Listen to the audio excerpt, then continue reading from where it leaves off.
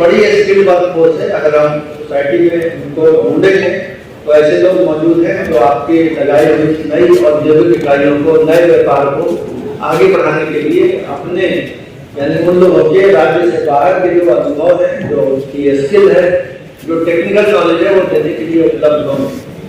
और फिर कालांतर में बहुत से ऐसे लोग हैं जो अपना भी यहाँ पर उद्योग शुरू कर सकते हैं। तो मैं आप सबसे अपील करूंगा कि इन सब अवसरों का पूरा लाभ उठाएं और बिहार सरकार की जो नीतियां हैं और जिसमें बैंक की ओर से फाइनेंशियल का सपोर्ट है, इसकी मदद से अपना भविष्य बेहतर बनाएं, खुद भी खुशहाल बने, अपने परिवार को खुशहाल बनाएं और राज्य को भी प्रगति के रास्ते पर तेजी से आगे ले जाएं। हमारा सपोर्ट, हमारा समर्थन आपके साथ हमेशा रहेगा और हम आपके अच्छे भविष्य की कामना भी करते हैं और इसके लिए आपके साथ प्रयास भी करते रहेंगे। धन्यवाद। उद्योग विभाग द्वारा आज पटना के अधिवेशन भवन में बिहार इन्वेस्टर्स मीट 2023 का आयोजन किया गया। इस आयोजन में आज हम लोगों ने पूरे बिहार के निवेशकों को, उद्यमियों को आमंत्रित किया और उनको बिहार सरकार की जो उद्योग के संबंध में नीतियां हैं उनके बारे में विस्तार से जानकारी दी।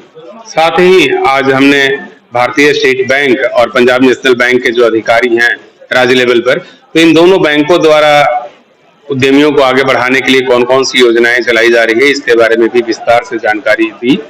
फिर पेट्रोकेमिकल इंडस्ट्री, जैसा कि आप सभी जानते हैं कि पैकेजिंग और डिब्बा बनाने का जो काम है या प्लास्टिक से जो चीजें हैं उसका बहुत ज्यादा स्कोप है। तो हमने आज नई दिल्ली से आज स्पेशली IOCL के अधिकारियों को भी आमंत्रित किया था। तो उद्योग विभाग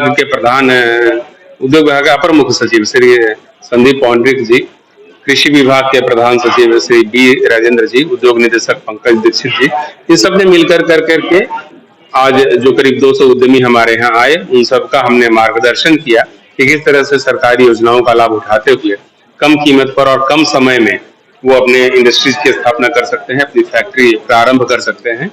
तो ये सब चीजें आज हुई, काफी फ्रूटफुल सेशंस रहे। अभी द्वितीय सेशन प्रारंभ हो चुका है, इसमें हम B2B पर फोकस कर रहे हैं, यानी कि जो उद्यमी, जो एंटरप्रेन्योर बिहार में निवेश करना चाहता है और उनका कोई स्पेसिफिक प्रॉब्लम है, उनकी कोई स्पेसिफिक आवश्यकता है, तो उन आवश्यकताओं पर हम लोग चर्चा कर रहे हैं और उनकी जरूरतों के हिसाब से उनकी आवश्यकताओं को पूरा करने के लिए जो कुछ भी संभव होगा वह किया जाएगा।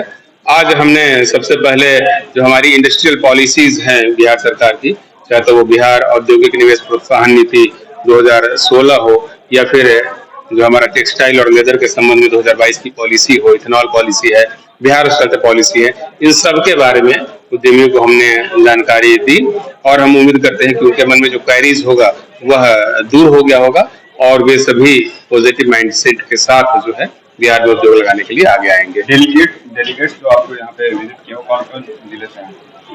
आज जो यहाँ पर डेलीगेट्स हैं वो बिहार के सभी जिलों से आए हैं। पटना, बेगूसराय, मधुबनी, भागलपुर, गया, जितने भी जिले हैं उन सब जिलों से, ये पूरे 38 जिलों से जो है डेलीगेट्स आज यहाँ पर आए हैं। उद्यमी निवेश कैसे करें, मतलब उनके लिए सुरक्षात्मक तरीका? उद्यमियों को निवेश के लिए प्रोत्साहित करने के उद्देश्य से हमने अपनी जो औद्योगिक नीतियां हैं वह बनाई हैं।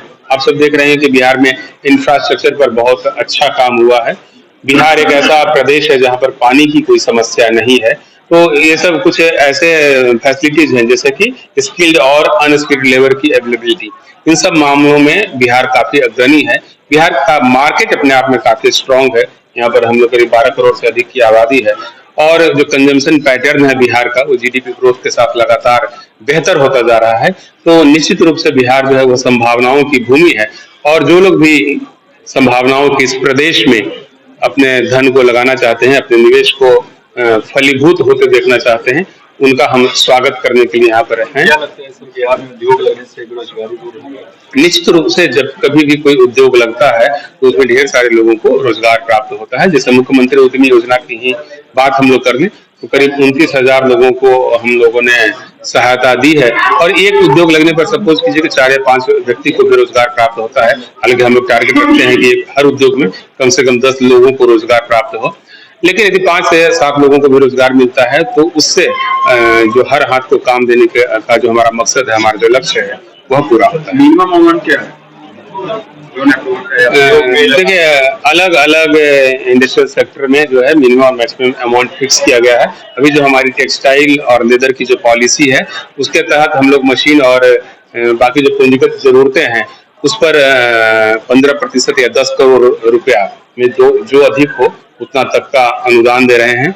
हम लोग ट्रेनिंग पर भी अनुदान दे रहे हैं। यदि कोई इंडस्ट्री हमारे यहाँ लगती है और एक्सपोर्ट करती है तो उनको भी फैसिलिटीज दी जा रही है। अब हम एक एक करके देख सकते हैं, जैसे हम लोग पावर टैरिफ पर जो है सब्सिडी दे रहे हैं 2 रुपया per unit, employment generation subsidy दे रहे हैं 5,000 रुपया पर एम्प्लॉई पर मंथ। इसके अलावा जो ब्याज लगेगा इंडस्ट्रीज की ओर को लोन लेने पर उसका सबवेंशन की व्यवस्था हमारी पॉलिसी में है। 3,000 एकड़ का लैंड बैंक है, जैसा कि मैंने पहले आपको बताया है। और इन सबसे बड़ी बात यह है कि बिहार में हम लोगों ने सिंगल विंडो सिस्टम के माध्यम से काम किया है और किसी प्रकार के क्लियरेंस की आवश्यकता यदि हो तो वह हम लोग बहुत ही कम समय में प्रोवाइड कर रहे हैं। बेसिकली हाल के कुछ केसेस यदि स्टडी किए जाएं तो हम लोगों ने उद्योगों को इस हिसाब से फैसिलिटेट किया है कि जितने भी सरकारी क्लियरेंस हैं वह उनको 10-15 दिनों में प्राप्त हो जाए और 40 से 45 दिनों में मैंने आवेदन करने की प्रथम तिथि से लेकर 45 दिनों के अंदर वो जो है अपना इंडस्ट्री सेटअप करने की स्थिति में आ जाए।